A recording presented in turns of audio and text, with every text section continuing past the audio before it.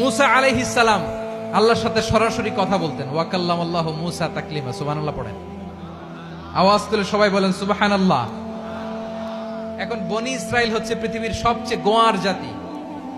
তারা বলে, মুসা তুমি যে আল্লাহর সাথে কথা বলো আমরা তো দেখি না, তুমি যে কথা বলো আমরা তো শুনি না, তো কি করতে হবে? বনি ইসরাইল বলে, আমাদের মধ্য থেকে 70 জন নিয়ে যাইতে হবে তোর পাহাড়ে। ওরা আয়েশা যদি কয় হয় আমরা শুনছি, তাহলে বিশ্বাস করব। কত বড় ডাকাত দেখছেন বনি ইসরাইল। এদের চেয়ে গোয়ার জাতি নাই। এত গোয়ার তুমি করেছো মুসা আলাইহিস সালামের সাথে। তুমি যে আল্লাহর সাথে কথা বলে আমরা তো দেখি, কি করব? 70 জন আমাদের বন্ধু বান্ধব যে যদি দেখে, তারা বললে ওকে আস, 70 জন আস। 70 জন নিয়ে গেল।